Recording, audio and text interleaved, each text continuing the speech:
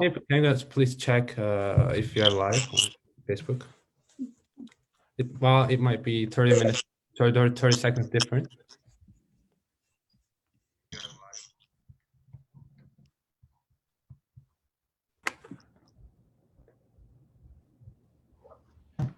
Yeah.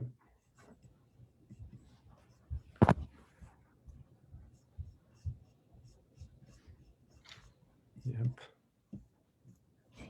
Can you guys see it? Yep. Okay, we are live. Yeah. Okay, so I'm gonna be editing one more thing. Sorry.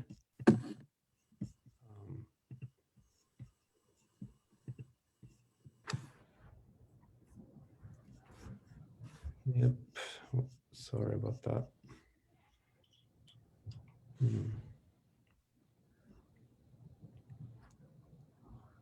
Yep, we can start, Farah. Go ahead, please. So hi everybody, and welcome to our Q&A with Arzu Yildiz. My name is Farah and I'm the Director of Media and Publicity at Amnesty International University of Toronto, Scarborough. Before we get started, I'd like to bring your attention to an opportunity to donate to the Afghan women's organization, Refugee and Immigrant Services. It's their mission to support refugees and immigrants of all ethnicities, especially those who have experienced wars and persecution, to help them lead self-sufficient and dignified lives in a socially inclusive society. A link can be found in the comments under the Facebook Live. So for those of you who may not know, Arzu Yildiz is a journalist, writer, and activist who graduated from Istanbul Bilgi University in TV journalism and has worked as an editor and senior reporter. She has written critical investigative journalism about unresolved murder cases in the Southeast against Kurdish businessmen and illegal weapons supply to Syria. Arzu's published 4 books, the latest of which is called Rayhan, released in October of last year. She now works for New Canadian Media. Before we move into the Q&A, let's talk a bit about Arzu's history. Arju was one of the first journalists to report on the interception of Syria-bound Turkish arms at the Turkish border in 2014, which was a time when the government was denying its military support for rebels against President Bashar al-Assad's regime. When Arju published a video of the trial of the prosecutors that had intercepted the trucks carrying the weaponry, the Turkish government sued her and in 2014 jailed her for 20 months and stripped her of the guardianship of her children. After an attempted coup in July 2016, news outlets that were critical of the Turkish government were shut down and hundreds of journalists were arrested. An arrest warrant on her head, Arzu went into hiding with her 2 daughters for 5 months. She then alone sought refuge in Greece and then was granted asylum in Canada, moving to Toronto in 2016. She was joined by her daughter Emine in 2018 and by her youngest Fatima in 2019. So welcome, Arzu. It's such a pleasure to have you here with us today. Before we jump into our questions, can you tell us a little more about yourself? Okay, thank you for having me, and thank you for this great event. You already told my story, but I introduce myself very shortly.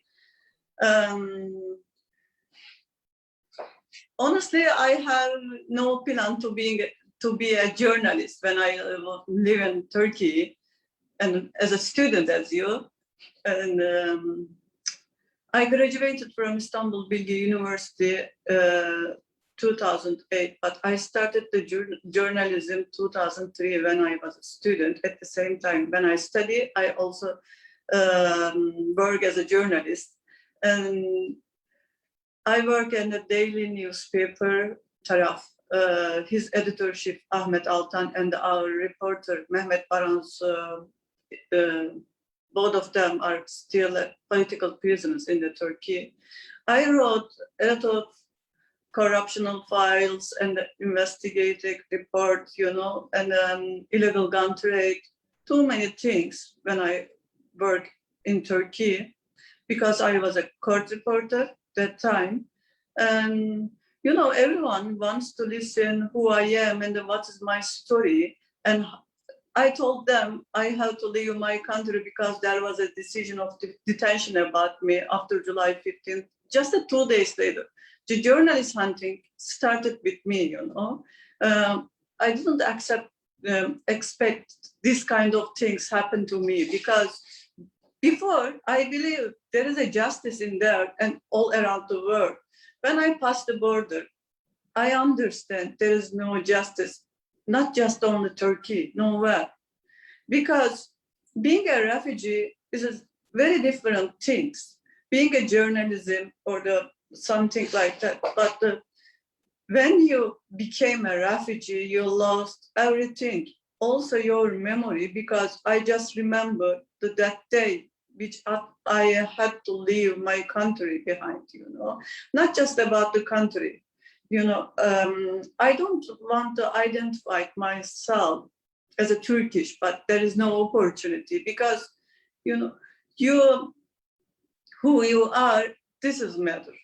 Which country doesn't make any sense, When I had to leave my country, I left behind my 2 daughters also. One of them 7 months, other one is 7 years old. I stayed 2 weeks in a refugee camp in Greece. After that, I came to United States first. 2 days later, I passed the Montreal border. And then when I came in Canada, I made my refugee claim in here. After 2 years later, after 2 years, my oldest daughter able to come to Canada, but she came first the United States, and then I could able to meet with her the Portery border in Canada and US. No? My youngest daughter, when I left her, she was just 7 months. She just came in last year. And then she still doesn't know me as a mom because now she lost her real parents, because she grew up with my mom. She thinks she is her mom, not me. And 100 times I have to tell my story, not for this event, I realized that before, when I live in Turkey, I try to tell them who I am not. I am a just journalist and I do my job. When I pass the border, it starts with the police officer and then judge, lawyer, and the community telling my story. No one asking me what is the reason why you are here. Why you had leave behind your 2 daughters, as a journalist, because my mind's still working as a journalist. Thank you so much, Arzu.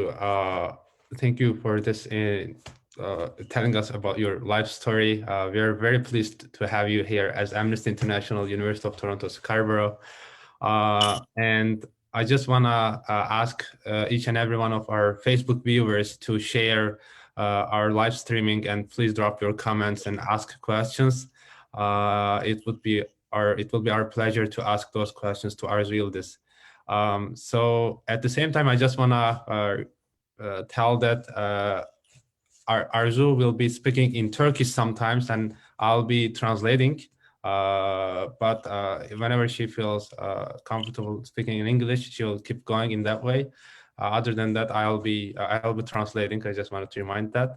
And I think she answered the first question very well, and we know more about her background. So our next question will be coming from, I think, I don't remember who will be asking the next question. I will be asking. Okay, Nigin, please go ahead. So Arzu, you obviously have such an extensive experience in journalism, and you've done so much for the journalism community. My question to you is, why did you initially decide to pursue a career in journalism? Can you repeat the question in a simple way? Çevirmemi ister misiniz Arzu Hanım? Yoksa? Söyleyebilirsin. Yani Niye seçtin? Aynen, gazeteciliği neden seçtin? Hani bu kadar zor olduğunu bilmiyor muydunuz? Yani hangi cesaretle gibi bir şey aslında sormak istedi arkadaş. Okay. I have a courage to do everything, you know. If I couldn't be a journalist. I am 100% sure I had to leave my country again because it's about my character, not my job. And then the reality or the truth needs to be told, you know, for the democracy, for the future, for everything. Someone has to be tell it. And the journalism is a key for the democracy and the freedom, everything, you know, because we just not writing about the truth or the story. Story depends on, story makes your country democratic and everything. It can be provide too much things to you. And for the English, when I came here, you know, I didn't know any English, but I had the courage to speak my own English because I believe that people can understand what I am trying to be saying them and what I try to tell them. But the good things, I can understand everything when I read it as my own language. But speaking is a little bit difficult for me. I feel I am the 4-year-old girl because, you know, I had to learn too much things when I came here. Still, I am keep going because there's no end, you know, to learning. Yeah, thank you very much, Arzu. And we know how brave of a journalist you are, not just in Turkey, in Canada as well. But, you know, there is always a risk, you know. Yeah, The risk makes your life better exactly. and Exactly. unforgettable, you know. Exactly. Like you should believe yourself and listen what your heart says. Don't care what the other thinks about it, something like that.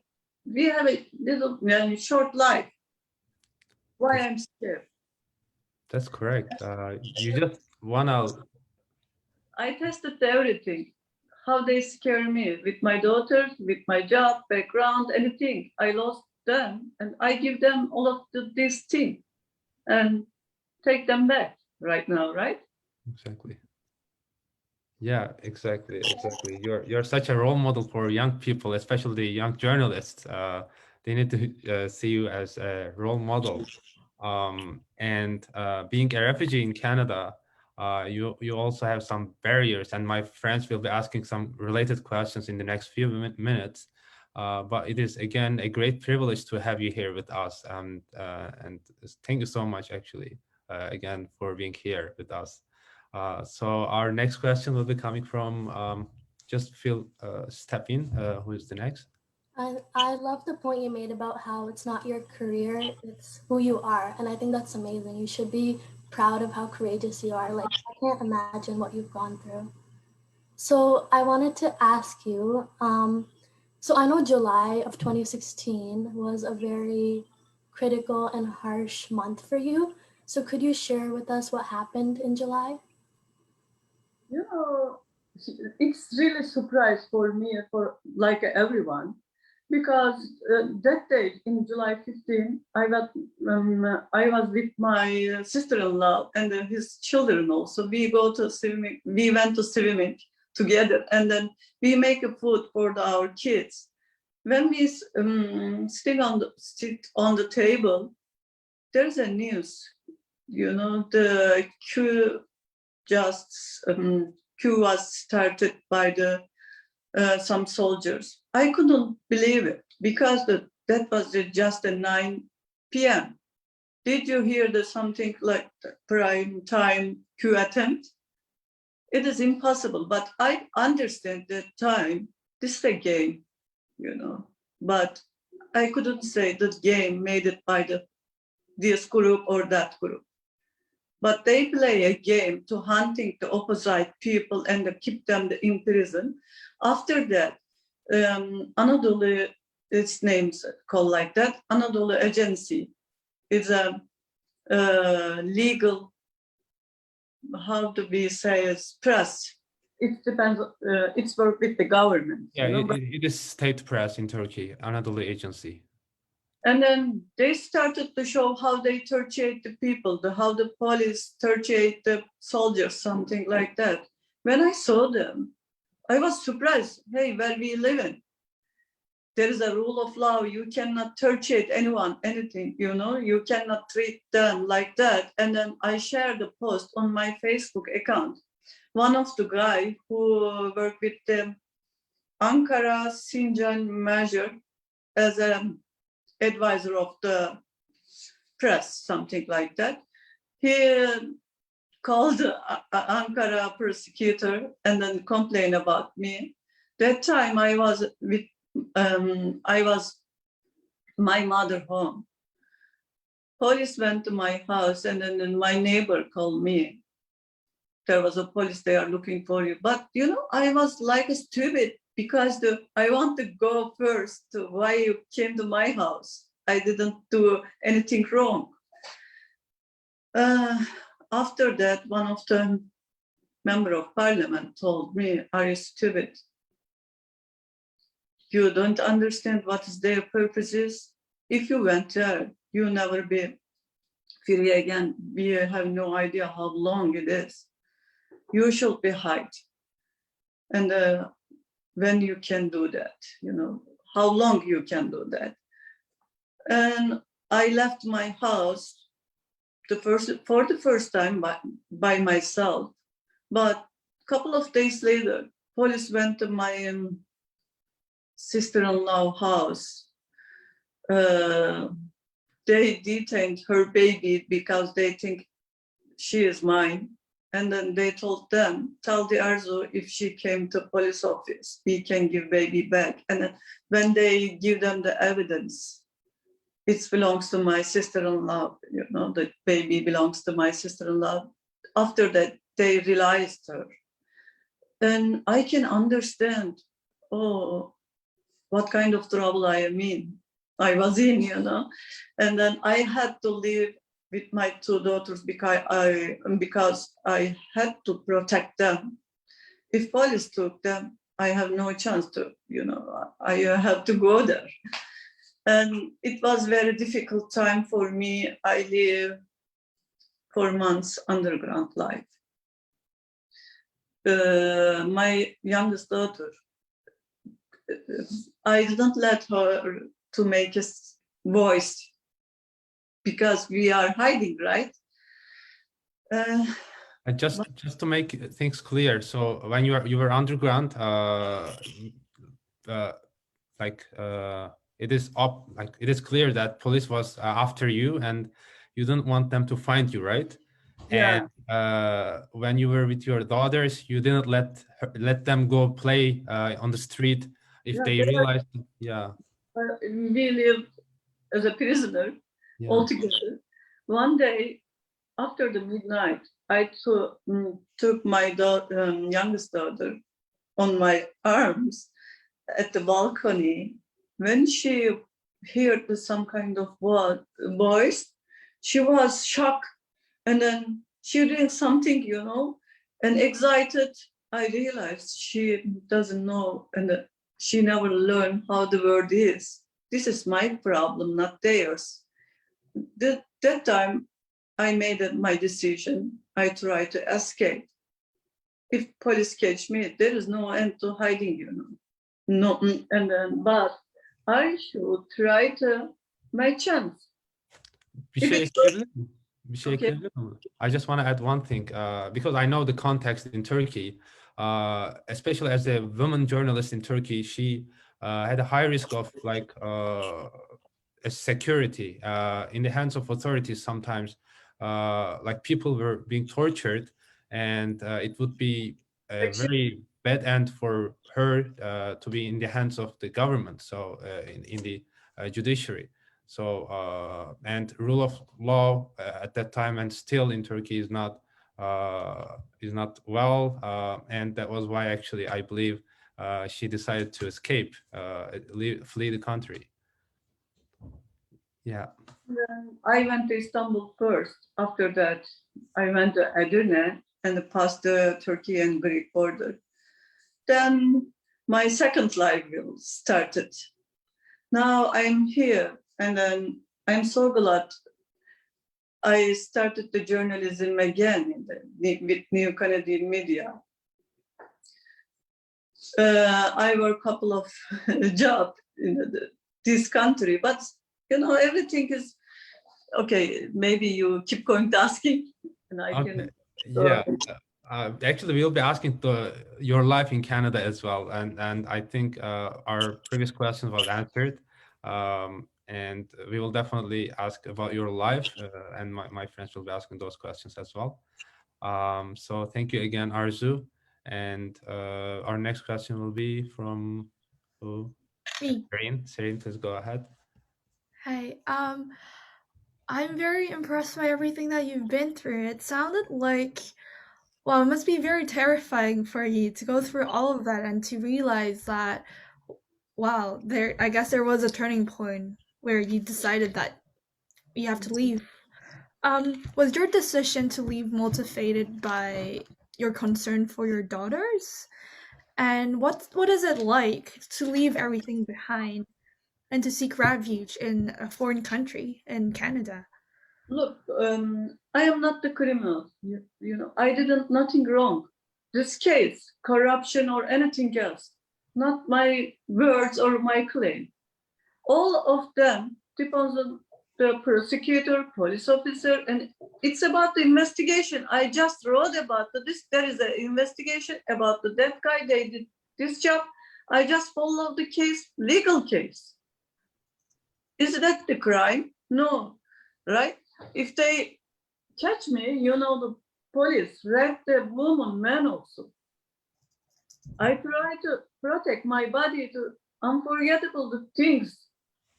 I cannot imagine that some guy, police officer, has the right to touching my body, something like that. How I can forget it, and how I will survive that memory my whole life. On the other hand, my two daughters also lives like a prisoner. This is my problem, not theirs. And I didn't know what the trafficker works and how the illegal way goes on. And I don't want to take them on my way, risky way. This is not about being a mother, being a. This is my way and my problem. Not their business. I first think about their safety, not my comfort, how I feel comfortable. It's okay, And then when I passed the border and other stuff, freedom, I have no idea how long it takes, maybe 5 years, because all of my friends still in prison. And then, for example, my editor-chief, Ahmet Altan, he detained 4 times. They released him 3 times, and shortly they take him in a prison again. Like a game, Life is not a game. You cannot play someone's life like that. After that, especially, for example, the other one, he is the best journalist, the 100 list of all around the world. He's in that list. The best journalist for all around the world. He's an award winning. Mehmet Baransu. No one doesn't spell his name also. No one remember which situation he is right now. If you went to prison, everyone forget you, over there. If you get in trouble, you can understand who is your real friend. You should be tested, and then you can understand no one is around you. Everyone leaving you, including my husband. Everything like that. And now I watch them sometimes before I sleep. I can see their face, and then I can understand how they feel alone in a cell, just living it, dreaming, and imagine. And for the first 2 years, they didn't let you to reading a book also. They didn't let you to pen and the paper. How can survive like that? In the first 6 months, you cannot able to talk with your parents. And then your lawyer had the chance to see you just once a month.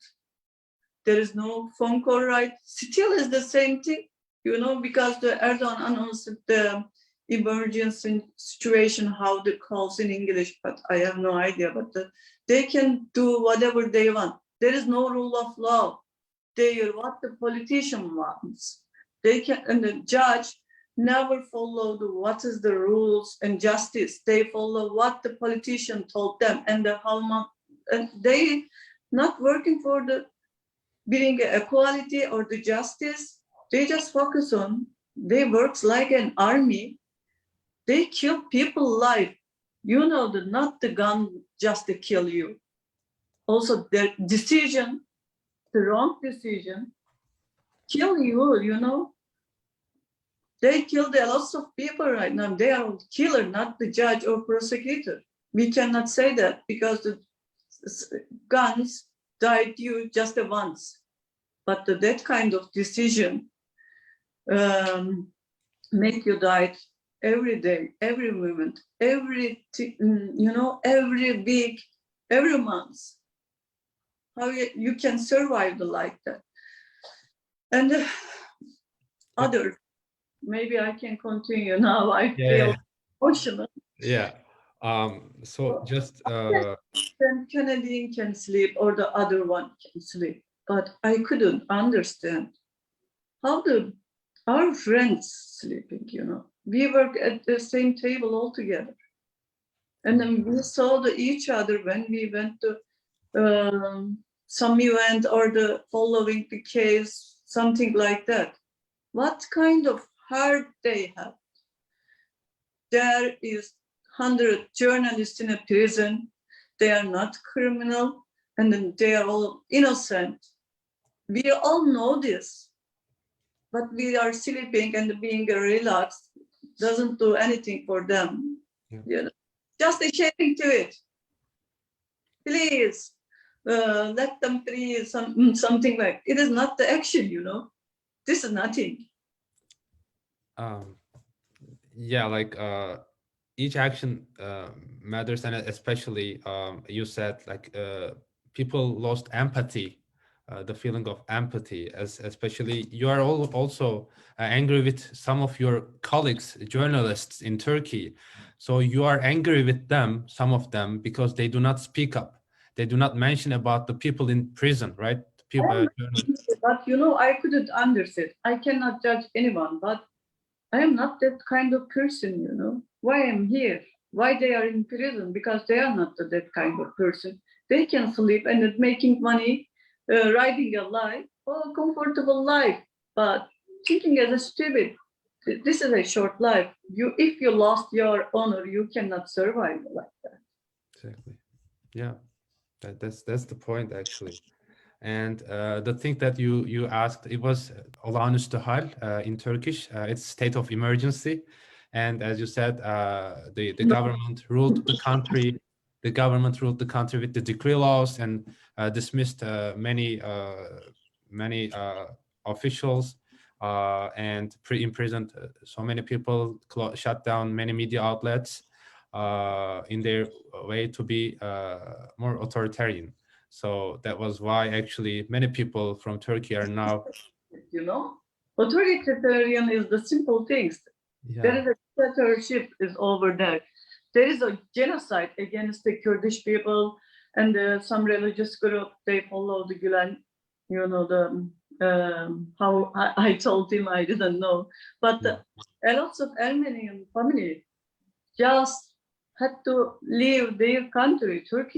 Turkey is not the Turkish people country, Turkish comes later on. It belongs to Kurdish, Armenian, and everyone. This is just a land. Stupid things. They're all racist, our rule of law started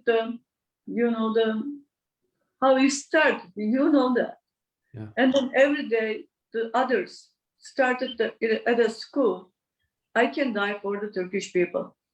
What the hell is going on, Yeah. You mean people are dying in vain for Yeah. nothing? Yeah, like there is a struggle going on in Turkey. Like, Still alive in the Turkey. yeah. Yeah, actually, I know, you have lived your entire life in Turkey, but let's get back to Canada. So because we just want to get inspired by your activism, your energy, it would be nice to ask some other questions about your life in Canada, about your projects in Canada. We know that there is a documentary is in the making. It is directed by James Collingham, The Cost of Freedom, Refugee Journalists in Canada. And you are being featured in that documentary, and it will be released later this year, I believe. And there are two other refugee journalists, one from Mexico, Luis, other from Syria, right, Abdulrahman? Syria. Yeah, Matar. Can you please tell us about that project? I know it's a sharp direction change, but okay, if you're okay, please share your opinions about that project and how is it going, what you want to say about it, and yeah, how did you feel during the process? I met with James 2017 in Ottawa. Mhm. There was a seminar for the journalists, organization. And after that, we keep in touch each other. One day we discussed about, James discussed with me that project. I told him I will be happy to be part of that project. And then Abdurrahman and Louis work with us. The project, why we accept to be part of that documentary, because we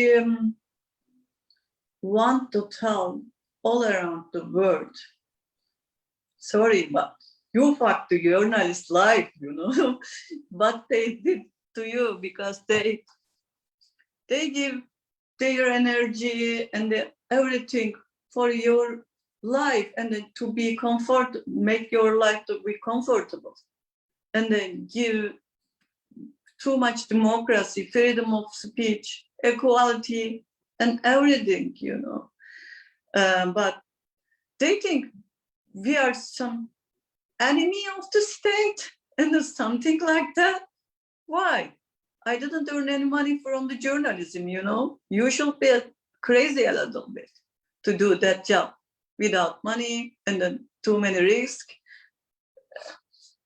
But I couldn't hear you, Murat. Maybe Because you said journalism, you don't make much money. I just want to say, I remember once you mentioned about your university professor. It was your first day at university. He told the class that are you guys crazy? Why are you doing journalism? And you know that you will not make any money. The context was like that. Real journalist, he told us. If you want to be a real journalist, you should understand you never make money. Your life under the risk to change every day, and then you can go to prison. Don't work with the big company, how you call it, holding, biggest company, because there was a very curious about the advertising, something like that. Mm-hmm. You started to work as independent journalist. You can write whatever you want, but you can go when who knows, but in a prison then. This is something, a passion. If I was an academician, I told them, don't cry for don't promise the Turkish people for dying themselves, This is your body, and then they take me prison too. Exactly. Because my mind works different than this situation or that kind of people, racist and non-democratic. They have no idea what is the justice is, equality. Why the judge protect the politicians, not the folks? or the community, you know, they are responsible for us, not the politicians. Politicians, what is the meaning of being a politics? You are a professional liar, you know, that is the simple meaning. Yeah. Yeah, it is controversial what you're saying. Like politicians will definitely not agree with you, I believe. Some of them might agree with you. You know, 90% of them, very good liars. Look at the United States, managed by the Donald Trump stupid guy, you know. I cannot listen to maybe 30 seconds. That's it. Okay. Okay, like getting back to your project, actually, I just cut it in between, your project with James Cunningham. Talking about them. We are not enemy of the state. Mhm. You don't make money from this job. We are under the risk for you. And this is a story of the journalists who work like us, you know. Mhm. And if someone is dying in Eritrea or in Syria under the bomb attack, something like that, or under the risk. This is the truth story, maybe. Mhm. What is the truth? Why the truth is important? Mhm. And check to James. James is really hard worker and a good friend also for us. I started to work with him for this documentary almost 3 years. He is so gentle, and then asking something when she confused something about it. He's an academician. I can sell my story also, you know. Someone texting me, oh, I want to make a movie, but I cannot drama seller. My pain is not for sale. This is different. He is an academician. He just has a point. Journalist is important for the democracy, equality, and everything. And then he has also not focused on how to make money. He just focused on how I can show all around the world, but this job needs to be protected. Yeah. Actually, a big shout out to that project, the Coast of Freedom Refugee Journalists in Canada. As far as I remember, it was by Tamarack Productions, and I definitely recommend everyone to watch it when it is released. And we are hoping to host a session with everyone from that project, actually, at the University of Toronto when everything gets back to normal, and we will be making our proposal. Thank you for sharing that as well, Arzu. And I just want to throw the ball to our friends again. Yeah, is there anyone who want to jump in and ask questions? Yeah, so hello. So obviously you've faced a lot of difficulties in your life, and the kind of courage that you've shown and you have like throughout this whole process is, you know, something I can only hope to have myself. And so in Canada, as a refugee, you continue to be an active voice on these issues. So what is something that you want the world to know about being an activist and a refugee? Yeah, I am still keeping in touch with some refugees who I met in the Greece, you know. And then now, almost 4 years, every Christmas time, I meet the refugee people in a church. We eat together, something like that. And then we are still keeping in touch. I am also working the Writers in Exile group. I am also write for book. Now I am still working on the one true story. It's a biography of the one black guy, who came from Bangladesh, and his life story, how he continued his life still a refugee, almost 20 years. I try to find all the way, what can I do for them? And at the same time, I try to learn new things from Canada and others in Canadian journalism, how their life is. Because why? Everything is very different in Turkey, in Canada. One of them very democratic, and 200 language speaking almost here. There is a war in Turkey because why? Kurdish people want to speak their own language. Could you believe that? I came from that kind of country, you know. This is very different. This is too much democracy for me. But I just realized they cannot imagine how people survive in the other side of the border. There are lots of lives outside the Canada, and every people has a right to live comfortable with a democracy, you know. There is a racism here. I read a lot of book about that. Mhm. Yeah, I know actually, and especially I just want to say one thing. Please keep going after I ask my question. You repeated that like refugees are regarded as stateless people. That is partly correct, but you defined that word a bit more differently, and you said we are borderless. Yeah, borderless. Everywhere is our Yeah, land. because who is the decide for us? Yeah. I didn't realize them. I am the anti-authoritarian person, you know. Mhm. I born in the earth, not a country. I don't realize any of them, but they put my name. Turkish Canadian, something like that. Fuck them all. I don't need any of the identity, you know. Mhm. I am just a human. It's enough for me. And then, how can I say? Maybe you can translate it. Yeah, please. Evet. Bulduğun kimlik, yaşadığın yerdeki din seni sen yapmıyor. Yapmıyor yani. İnsani olarak hiçbir değeri yok. Yeah, like the religion that you were born into or the place that you were born into does not make you any person that you can be identified with those stuff. Those things do not make you a human.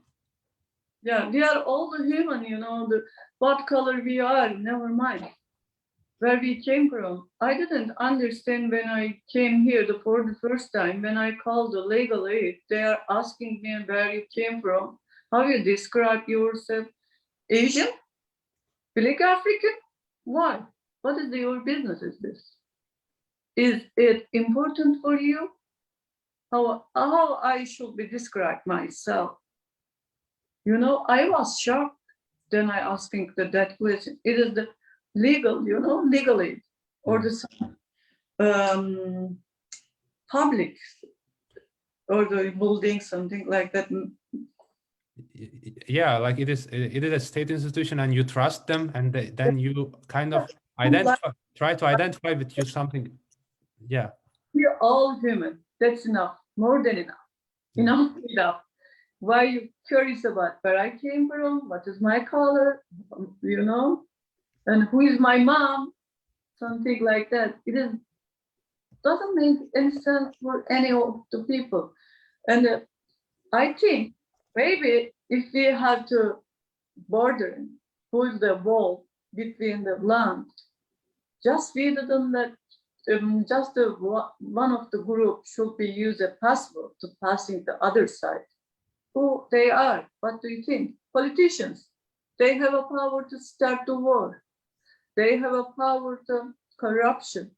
They have a power to how they use the justice system. We are all powerless. We are just have a regular life, drink a coffee, going to park, just you know, loving each other, something like that. We live in a simple way. But they invited guns. We don't need the guns. Yeah. You know, and the war and the drugs. Something like that. Yeah.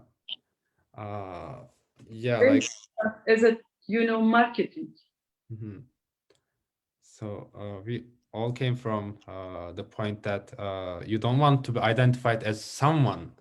You are as you are, and you don't need to be tagged or named as Turkish, Yeah. Yeah, it doesn't make any sense to you. I feel comfortable myself. Now I am the borderless, no idea on myself. When I died, I told them, please keep my body in a refugee camp, because there's no flag over there. Yeah. My flag is my heart. And if I keep in touch with you or others, with don't care how their color is, where they came from, this is the humanity. Yeah. Most important thing is our life.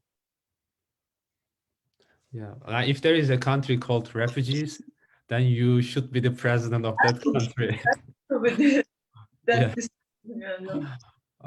Yeah. Thank you, Arzu. Thank you very much. Family and then wife or borderless people just waiting in the camp. They are all my family right now. Yeah. Just we are kind of running out of time. I just want to ask as many questions as possible. If you just let me do that, I want to ask our friends to direct their questions. Yeah. Yes, I'd like to ask a question if possible. So Yeah. Arzu, your experiences that you've gone through are very disheartening and very difficult. So my question to you is, what gives you hope and gets you going during these difficult times? I keep myself very busy, to working, reading, something, doing. No free time to thinking too much. It's motivated me to do something. For example, today we are talking with you. Maybe someone affected to what I'm saying.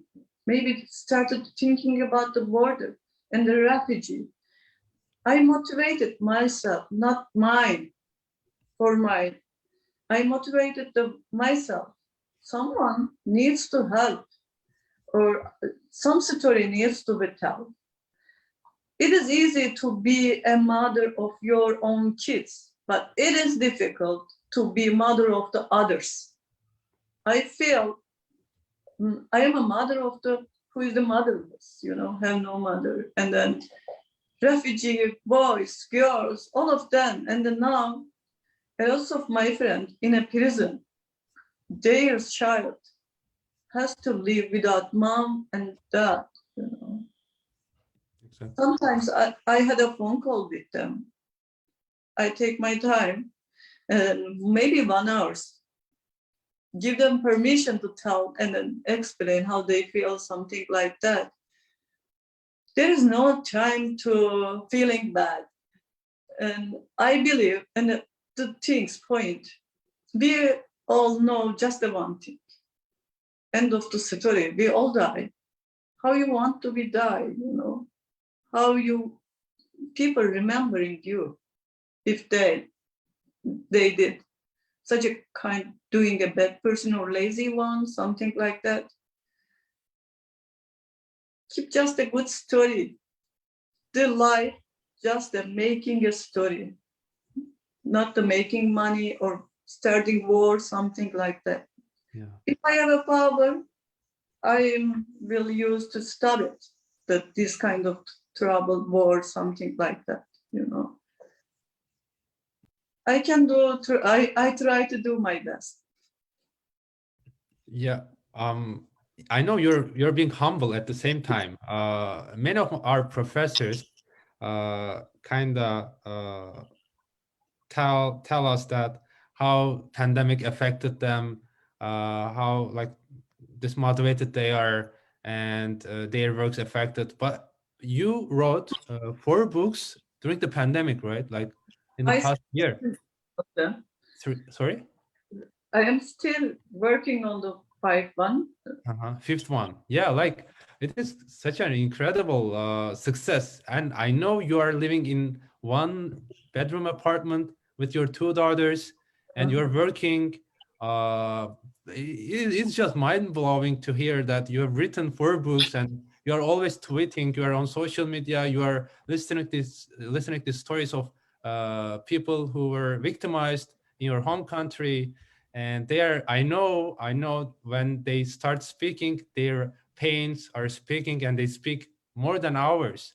And you you're having that courage of listening to them, and you say it is not making you feel bad, it makes you strong, and that's why actually you still keep going, you still write, and you always say that writing is easing your pains, and whenever you go to bed, and I believe it is the night time.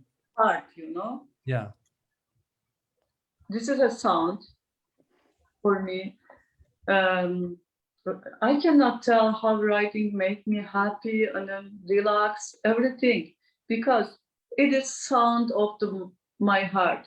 I cannot tell you myself with the words, because people didn't understand or couldn't understand all the things.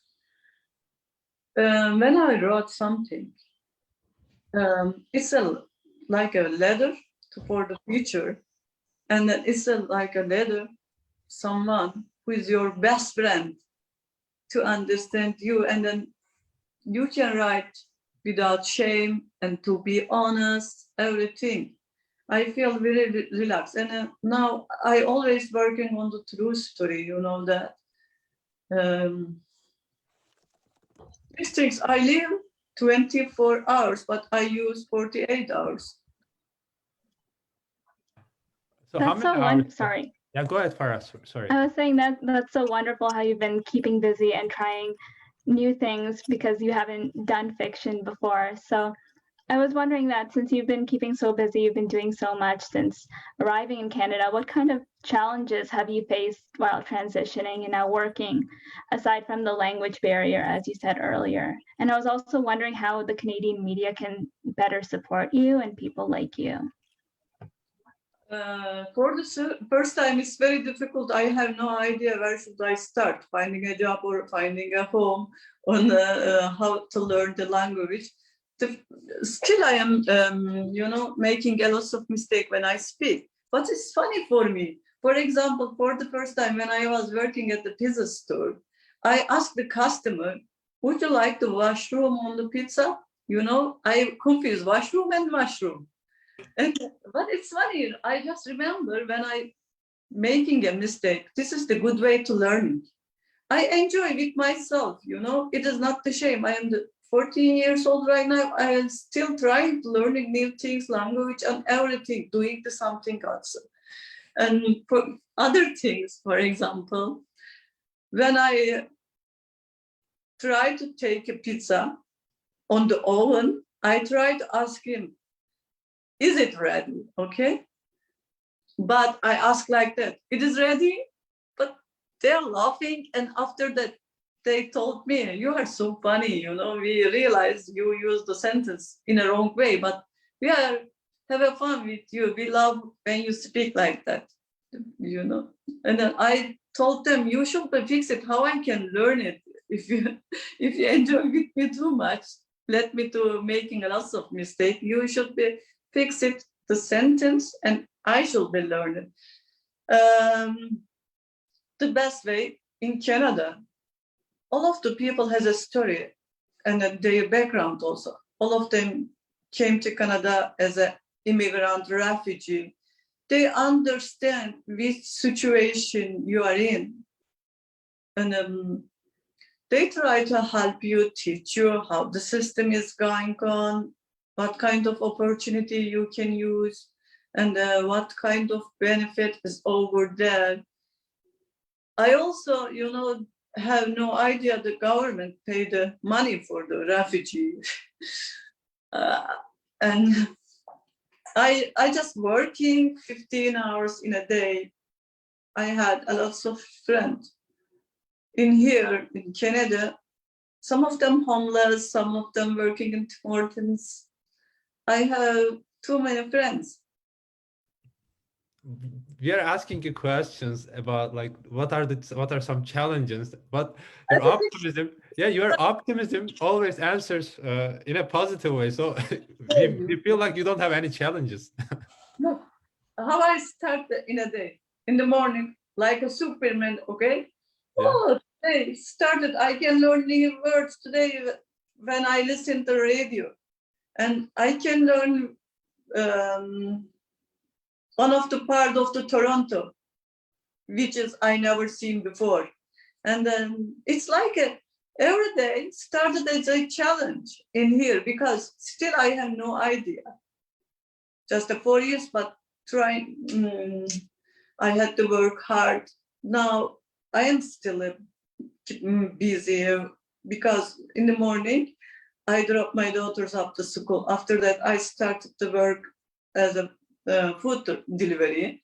After 3 p.m., when I came to home, I should be making food for my girls and I spent the time 2 hours with them. After that, I had a homework because I take 2 hours in a week English writing class. Too much things to do.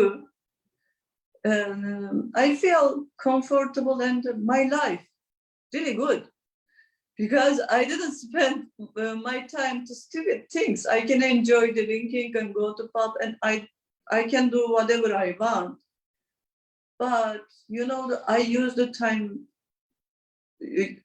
what I can do. Yeah, your time management skills. Like how many hours do you sleep in a day in average? Like Science when I was a student, just 3 hours, you know. still 3 hours a day?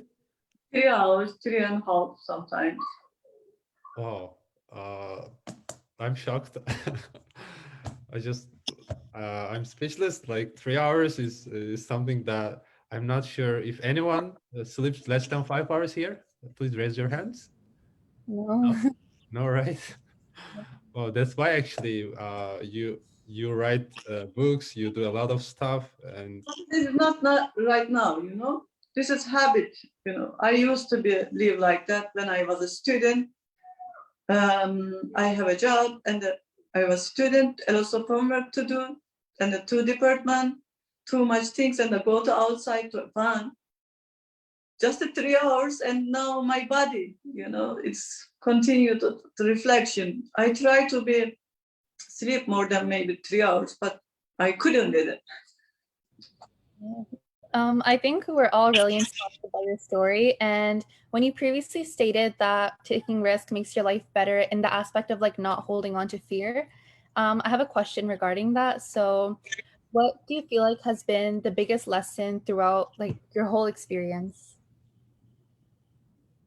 You know, live the moment, carpe diem. Mm-hmm. To do your best in a short time because you have no chance. Maybe you doesn't know. Maybe there is no tomorrow.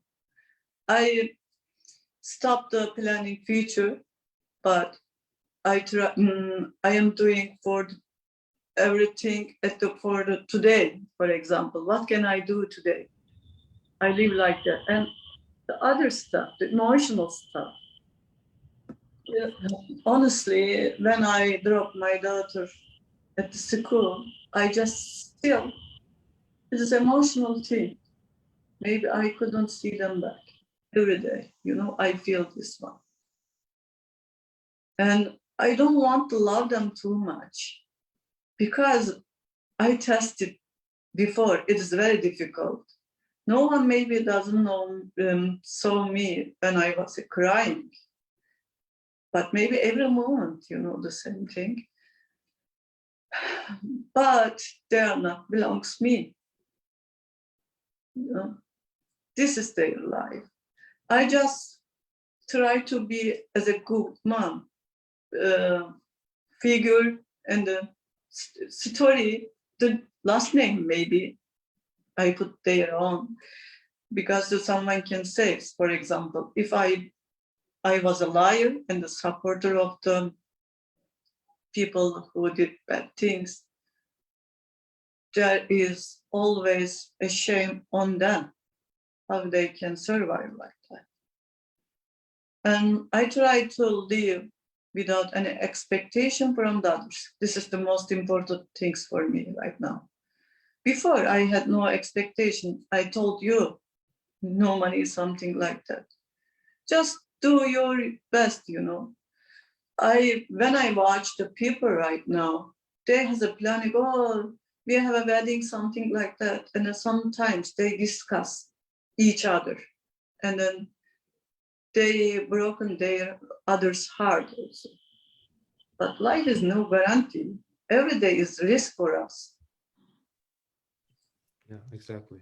I Okay, think so I have I guess this is sort of going to be like a final wrap-up question. So obviously journalism in Turkey obviously is not great at the moment, and obviously there's no real kind of freedom of the press happening there.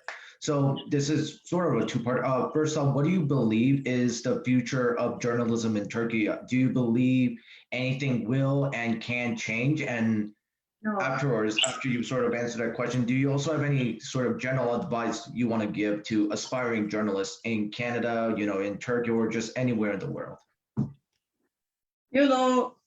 I don't see the future for the journalists in Turkey, honestly, because the Turkey now is the period which Europe was in, how you say, Inquisition, you calls like that, right? Inquisition period. Murat, I believe it is so. Yeah. öyle sen ona İngilizce öyle mi söyleniyor? Inquisition. I think 600 yıllık bir şey var Türkiye'de. Yani sorun var. Daha dünyanın 600 yıl gerisinde. Dünyadaki gazeteciliği de çok iyi görmüyorum yani açıkçası.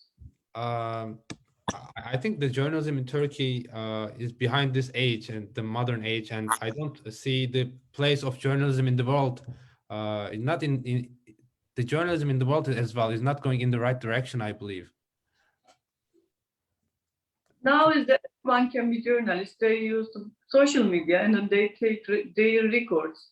And then there is a lot of information on the Google, It is hard to find which one is the truth, which one is the fake, what is the purposes, because this is other things about the journalism.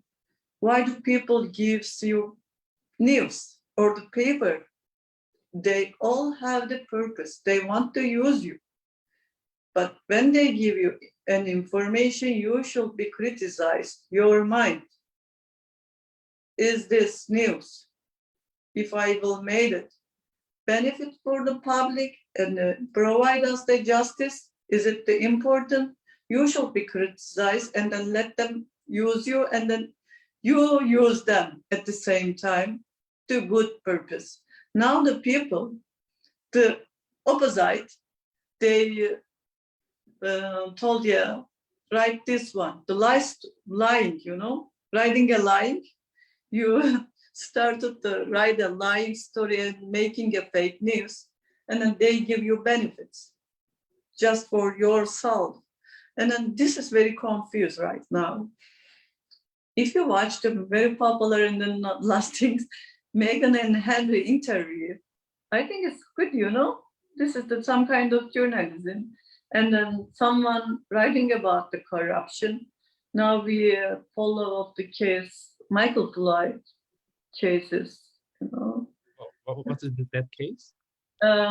Claim Trump advisor. Okay. Just arrested. He told a lot of stuff about the Trump. And then in the Russia, now, not just only about Turkey, in Canada, Navalny, he's in prison right now. He just only one person opposite the Putin. Everyone watching. But someone should take action about it, because the Navalny is very important person. He made documentary and a recording video, explained to people what kind of corruption Russia has and the Russian government, how they did bad things. It's a real journalism, And then he go to back his country.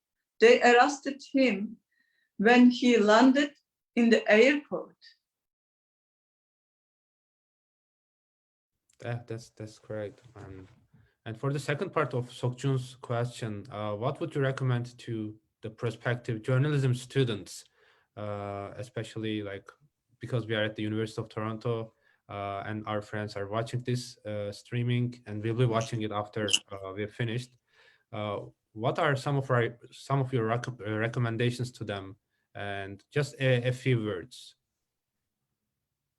all my mistakes. For example, I live in a country.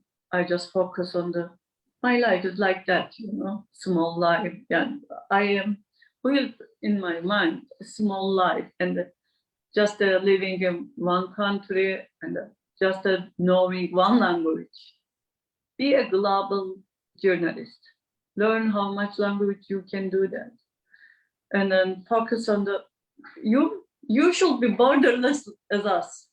Journalists should be refugee, feel themselves the refugee. They should be thinking about without any.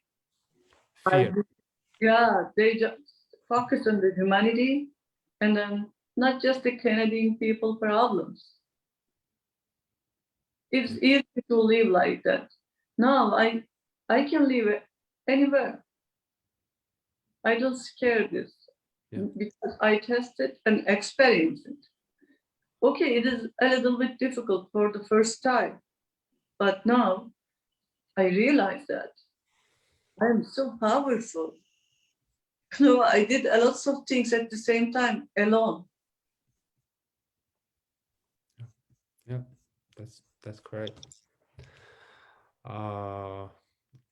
Such an inspirational discourse it was, and we are extremely grateful, and we would like to repeat that kind of events with you. Thank you so much, Arzu, for coming here. Very good being a young, generation, and then good your energy. Nice to meet you again, and then thanks for having me. Yeah, I'm not sure if we have any questions left in the end of our friends. I have one last question. Yeah, go ahead, please. How could, I guess, like, people watching this support you in your work, or the general public, whether it is the Canadian media or the average citizen? Are there any recommended channels, books, movies that you think we should check out? Çevireyim mi burayı? Evet. Şöyle, önce şöyle, daha önceki soruya bağlantı olarak burada Kanada medyasının size nasıl destek vermesini, yani refüjilere nasıl destek vermesi gerektiğini sormuştu arkadaşlar. Yani onunla bağlantılı bir soru bu da. Ona ek olarak da bize burada hani takip etmemiz gereken bir kitap, yayın var mı, tavsiyeleriniz var mı gibi ikinci parça da bu. Ama öncelikle Kanada medyası, buradaki journalistler size nasıl yardımcı olabilir? Refüjilerin şeylerine, buraya adaptasyona nasıl yardımcı olabilir sorusuna cevap verebilirseniz güzel olur. Yani Türkçe de İngilizce de söyleyebilirsiniz. It's just their responsibility, they should be thinking about it. I cannot say anything about them beside them. They should make a project, something. It is the Canadian media she's talking about. They should be willing to do something for the refugee journalists. I couldn't say anything, but I found a way to join the Canadian media, and then they provide me as a mentor. We work together right now, but sometimes I am working in the Writers in Exile group members. I just realized some of them lost their hope because the situation is very difficult here, but no one pushing you. You should push yourself. This is your life. Don't let the people, you just doesn't know, maybe language is the biggest barrier to do something again, but it is not the big things or the big wall in front of you.